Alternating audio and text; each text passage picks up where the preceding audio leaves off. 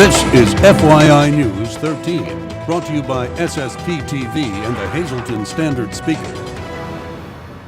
For your information, this special meal was held by a veterans organization in our area for veterans and first responders who serve our area. We'll take you there next. Welcome to an all-new FYI on SSPTV. I'm Ken Kara. We start with some headlines. Hazleton police are warning of a person posing as a fire inspector. The fraudulent fire inspector conducted a bogus inspection at 2 city restaurants. Police say the fake inspector identified himself as being with the city of Hazleton and demanded to see the fire system and extinguishers.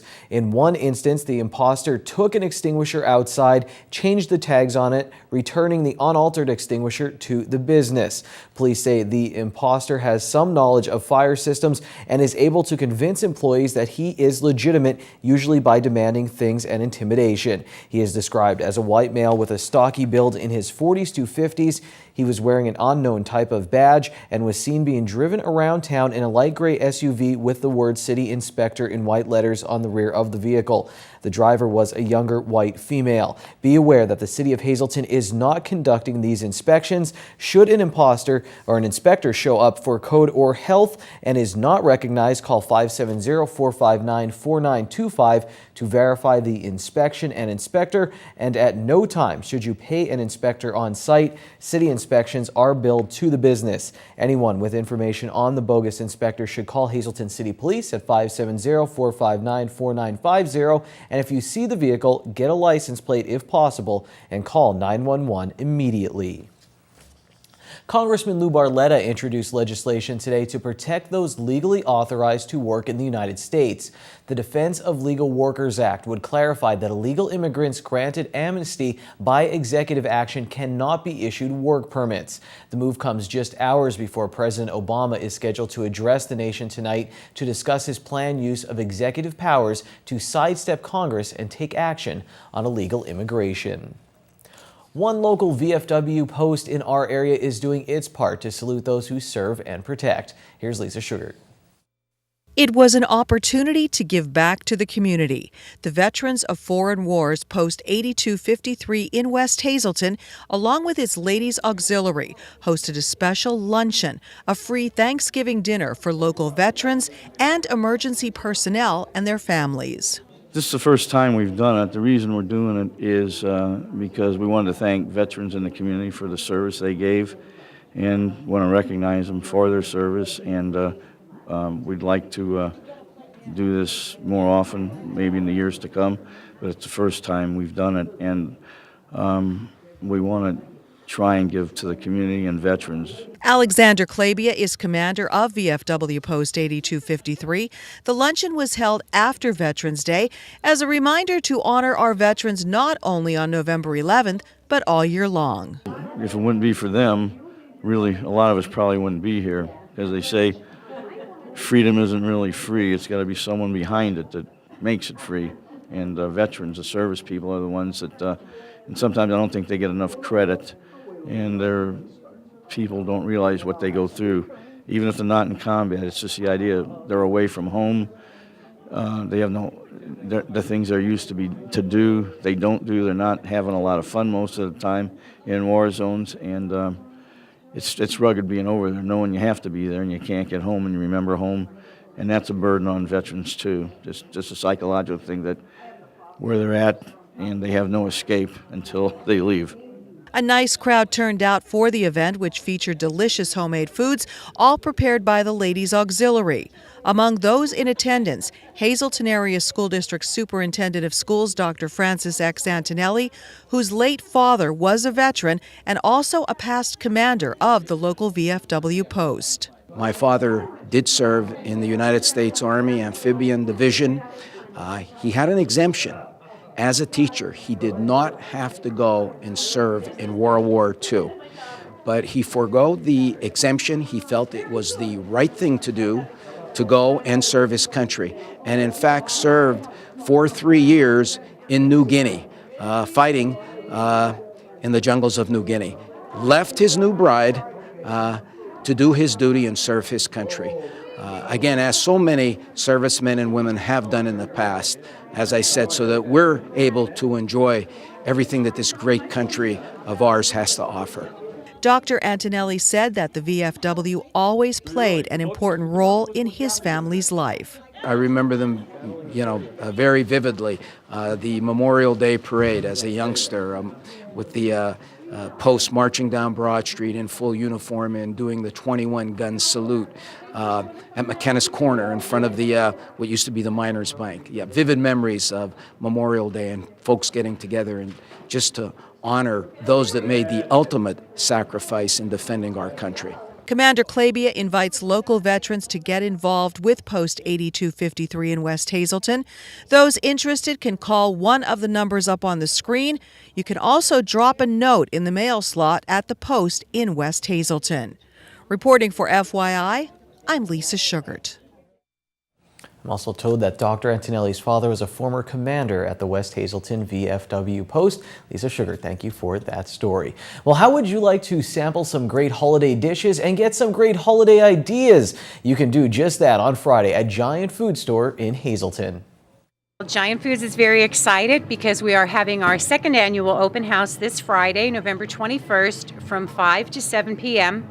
We invite all of the community, our local shoppers, our local businesses. We're going to have sampling of all our holiday specialties, including our famous holiday turkey dinner. Ideas for gift giving. You'll be able to taste and see ideas for your corporate parties or home parties. A lot of surprises, a lot of activities, and it's going to be an extravaganza at Giant Foods for the open house at the holidays. Everyone is invited to come out to the open house tomorrow from 5 to 7 p.m. at Giant Food Store. That's at 70 South Locust Street in Hazleton.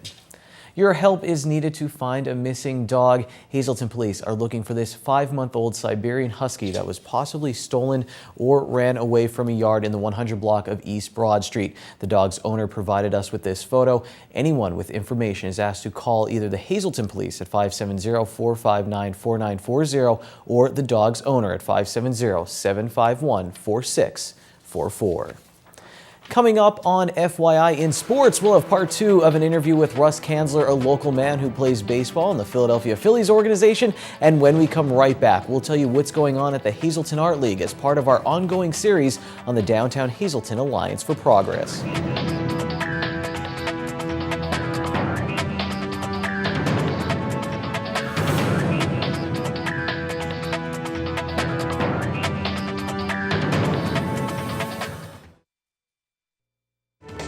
This is FYI News 13, brought to you by SSPTV and the Hazleton Standard Speaker. Every Thursday, FYI takes you in the community to talk about the Downtown Hazleton Alliance for Progress and also the revitalization that is currently underway throughout the downtown in the city of Hazleton. Today, we are focusing on the Hazleton Art League, and I'm pleased to welcome the manager of the Hazleton Art League, Mr. Mark Rooney. Thank you so much for being here today. My pleasure. Thank you for having me. What is the role that the Hazleton Art League plays? Because we know there is a lot of focus on the arts in major cities throughout the country. So how important is the role of the Hazleton Art League for downtown Hazleton? Well, I think it's very important. Culture in general is very important to any downtown district, and what the Hazleton Art League offers is, first of all, very fine art exhibitions, primarily by local artists, but sometimes we bring in artists from other areas also. We have a schedule of classes that's been ongoing since about 1950, and so we offer all kinds of art classes down there for children and adults, everything from painting, drawing, jewelry making, ceramics, stained glass, etc. We also have musical events down there. We have a lot of live music, everything from jazz concerts to rock and roll. We have 5 bands for $5 once a month, which is punk bands and rock and roll bands, and we also offer other kinds of music on Sunday afternoons. We have our Art Youth exhibit, which is very much involves the community, and a lot of young artists get involved with that. And occasionally we have lectures. We also have bus trips. We go to places like the Barnes Foundation in Philadelphia and various other art museums so we organize trips to various art venues. So and it's all very community oriented. We do try and bring in, as I say, some other artists from other places, but it's mainly local artists, and there are a lot of local artists, a lot of local musicians, and we give these artists a venue to exhibit and sell their art. Well, now, since the Art League is so well established in the downtown, how excited are you and the Art League itself to see the revitalization effort that is currently underway? We're terribly excited about that. I think the Second Friday events are so far become very successful, and we're working very much with the Alliance to coordinate our events with their events. And of course, we're thinking about moving uptown to a new location, which is terribly exciting for everyone. We've been in the same location since 1950, so there is a nostalgia factor there, but we're excited about a new space, which will bring new life to the Art League, and moving closer uptown so that more people can come and visit. We're all excited about that as well. And there is an exhibit that is underway right now that you're hoping will draw a lot of people to the downtown. So tell us about the Affordable Art Exhibit and Sale. This is our second annual. I hope to make it a yearly thing. It coincides with the holidays, and it features this particular one, which I just finished hanging, features almost 50 works of art by over 25 artists, and it's works of art in every different media, from painting, drawing, sculpture, collage, but it also includes crafts, jewelry, candle holders, things of that nature. And the specific purpose is, a lot of people complain that art is unaffordable, that they can't afford art. And speaking as an artist, I know some art is out of range, but most artists have work that they can sell for $25 or $30 or $50. So the purpose here is to make art affordable. So we want to bring So I brought some art to the gallery that you can buy as gifts or just for your own personal use. But everything is priced under $100, some of it very much under $100. It'll all be for sale, and the exhibit itself will be up almost till Christmas, December 21st. And by the way, we're open on weekends, Saturday and Sunday from 11 to 5. Well, we hope that that gave you a little bit of what happens at the Hazleton Art League, one of the definite positive businesses in the downtown, and helping to make the revitalization a complete success. Time now for FYI News 13 weather. It was cold at 2 o'clock. It was cold all day today, but I will say it was better today than on Wednesday. Very chilly on Wednesday. Let's see how tonight and the rest of the week is shaping up. This is our local forecast from the National Weather Service. Tonight, partly cloudy, the low 14 degrees, just 2 touchdowns out there. Friday will be mostly sunny, a high of 28 degrees. That's 4 touchdowns. I'm done doing that now. Friday night will be mostly clear with a low around 17. Saturday, mostly sunny, high of 36. Saturday night, 30% chance of freezing rain, the low 29 degrees. Sunday, there's a chance of freezing rain and rain showers as well. The high will be 48 during the day. At night, rain is likely, a low of 42 on Monday. Chance of showers, 40% chance, high of 59. Look out. Monday night, another chance of showers, 40% chance. The low will be 40 degrees. I don't know your chances of winning the lottery, but I do know that you should match up some of your numbers. Here are the midday winning Pennsylvania lottery numbers. The daily, 996. The big four, 6016. Quinto, 93739. Treasure Hunt, 1, 11, 13, 16, 28. If you enjoyed my simplistic description of the lottery, up next, we'll continue our discussion with Russ Kanzler.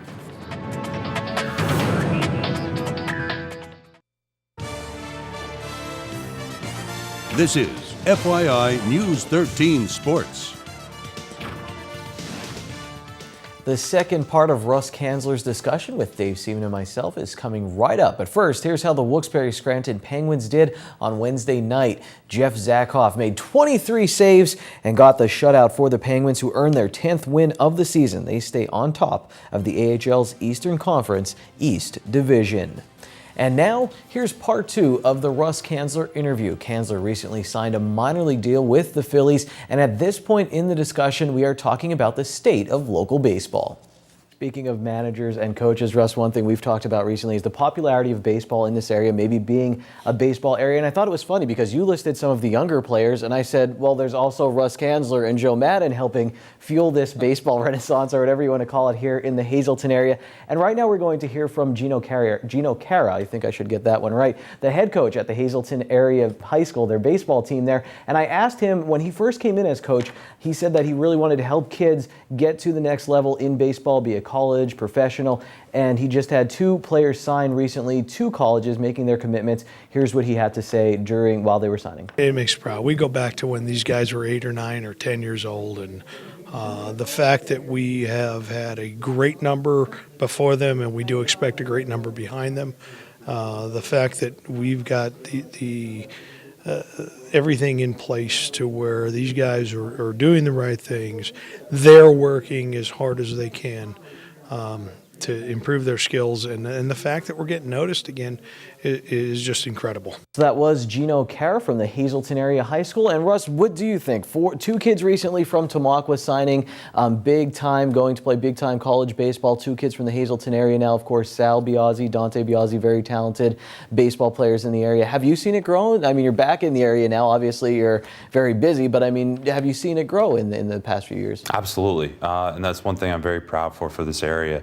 You know, I always said it, even when I got into professional baseball, I kind of thought I went in and I would be at a little bit of a disadvantage because these guys might be better athletes than me. But truthfully, you know, I came back home and man, we have the athletes here. We really do. We have the talent. We have the athletic ability. I kind of feel like our guys here are more like diamonds in the rough.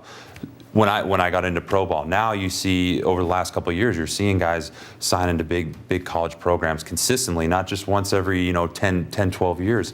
So I think that's a great thing for this area because I always felt like we had the athletes. And I love what Coach Karras said, where his priority is to get kids to the next level. I think if you're a high school coach, I think obviously winning is important, and he's doing a great job of that. But that makes me really happy to hear that that's his priority, get kids to the next level. Because number one, that makes our area look better, that makes your program look better, and then obviously we hope all these kids can play professional baseball. But unfortunately, if they don't, they're going to have that college experience where they got to play in college, which so few get to say. So you know, very proud of what's happened in the area, and I didn't even realize Tamaqua was that great. I feel bad not knowing that, but you know what? That shows you that we have the talent here. We really do, and we're kind of at a disadvantage due to the amount of games that we play, and obviously the weather factors in. But I always thought that the weather helped us. You know, I always felt like the weather made our baseball players tougher. You know, pitchers that can pitch in 30, 40 degree weather. You know, you get into college and pro ball with these guys down south, and you know, some of my best friends are from down there. But man, if it gets 50 degrees, they're done. I mean, they don't. If they get one on the handle, not on the barrel of the bat, they're like they don't want to play the rest of the game. So you know, I always felt like we were a little tougher here, a little blue collar. Interesting perspective, David. We really don't have a long baseball season here, and you know, from March until May, June, if you're lucky enough to get through the state playoffs. So I think a lot of the kids that we have now are playing the travel ball too, and I think the expanded travel ball programs, AAU type programs too, are helping a lot of these kids too. Absolutely, and that's one thing that you know I learned, and I think it was just getting hot when I was in high school, was the travel ball. It's obviously picked up big time since I've been in high school, which is, you know, a little long time ago. But no, I think obviously the more repetitions you can get, the better, because of that short high school baseball season, and obviously the cold weather. So you know, I think it takes you got to get out of the area a little bit. That's what I always tell parents who say, okay, well, what can I do for my kid who's very interested in playing collegiate or professional baseball?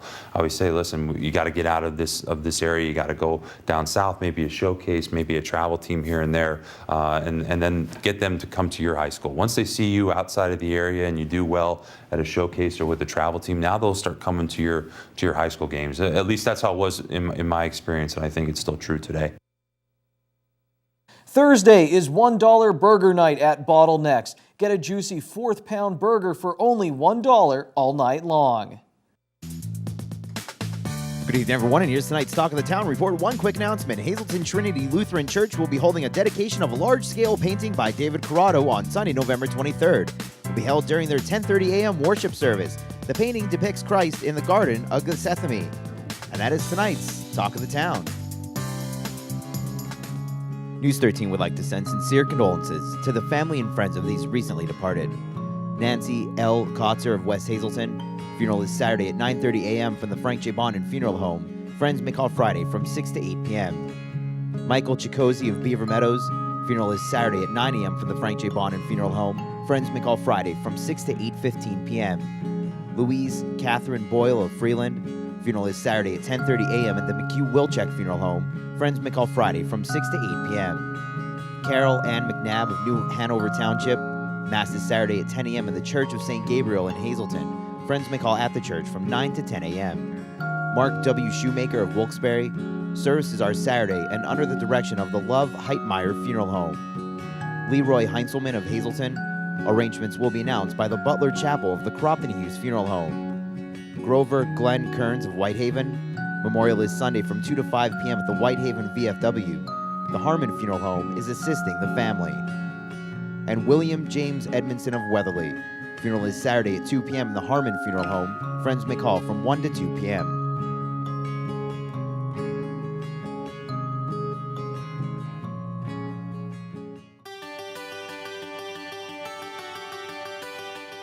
Well, we're going to save you some money here on FYI with our PPL segment, and Melinda Stump is back with us from PP&L.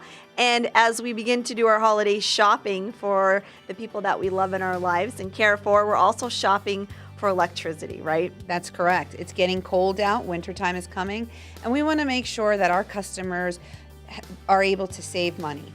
And so there's 3 key things we'd like to talk about. Okay. Use energy wisely. We want you to shop, and we want you to shop smart. And what does that mean? It means 3 things. So, use energy wisely. There's really easy things that you can do to your home to help you save money. Turning your thermostat down 1 degree will save you 2%. So if you turn it down 5 degrees, you'll save 10% on your bill. That's a huge savings. Another thing is make sure your house is properly insulated. Sometimes you don't realize how insulation can play a big part of saving money. So you want to go up to your attic and check and make sure you have proper insulation so that your heat isn't going right out the door, as people say. And then we say shop. We want you to shop. We encourage you to shop, and it's so easy. All you have to do is go to papowerswitch.com, and you'll be able to search the different sites, the different suppliers, and see which one is best for you. All right. Some people might think this is complicated or think that they're getting 2 bills. And if they are committed to PPL, they might also think, I don't want to shop. I like what PPL does because you do give back to the community. So explain that. Yes, shopping is very, very easy, and we don't want you to feel like you're not being loyal to PPL. We are the delivery guys, right? We deliver the power to your house. So if you shop with someone else, we are still going to be the delivery person, and you still will only receive 1 bill. It'll say your supplier's name on it and the charges for your supplier, and then it'll say our charges for the distribution of your power. Now, do people, if they have questions about their bill then and they do not go directly through PPL, do they call PPL or do they call that service? You can call us if you have questions about your bill, and we still will be the company that if you have an electrical outage, you will contact us.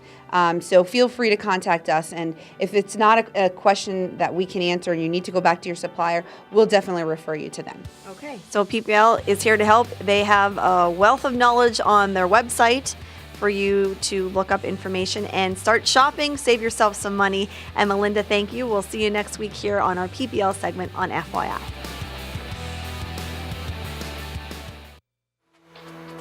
We have 2 special editions of FYI next week on Thanksgiving and Black Friday, putting a lot of hard work into them. I think they're entertaining. Check it out. Give us your opinion next week. And also part 3 of our interview with Russ Kanzer will air on Black Friday as well. That's it for tonight. Take it easy, everyone.